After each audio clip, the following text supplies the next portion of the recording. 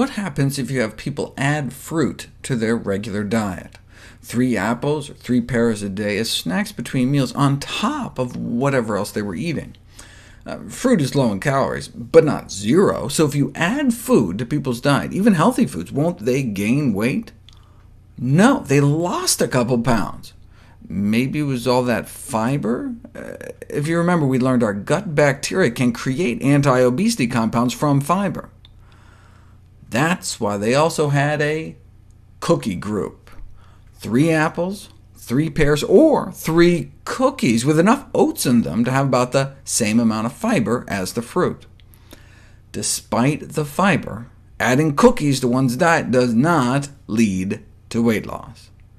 They think the weight-reducing secret of fruit is its low energy density, meaning you get a lot of food for just a few calories, so it fills you up. Energy density is a relatively new concept that has been identified as an important factor in body weight control in both adults and in children and adolescents.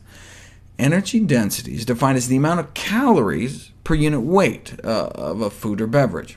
Water, for example, provides a significant amount of weight without adding calories. Fiber, too. Thus, foods high in fiber and water are generally lower in energy density.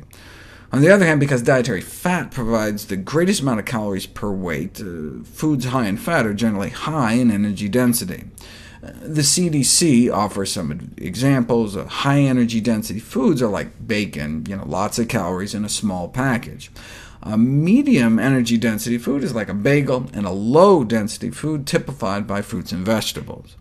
In general, the lower the better, with 2 exceptions. Soda is heavy.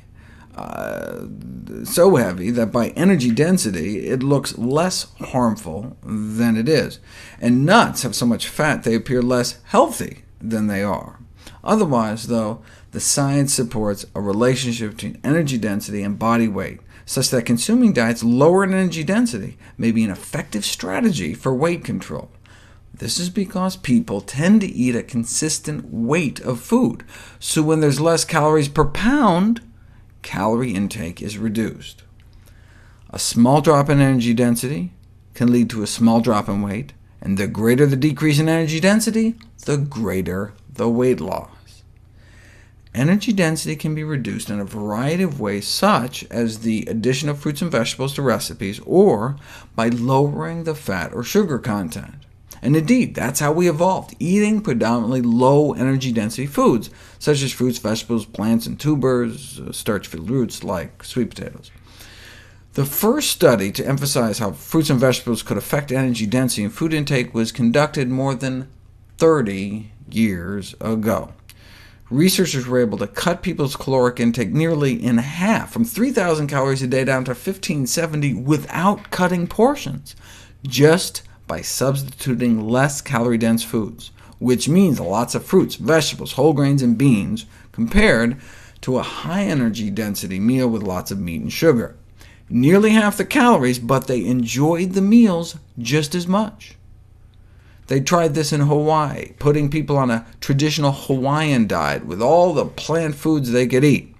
Lost an average of 17 pounds in just 21 days, resulting in better cholesterol, triglycerides, blood sugars, and blood pressure.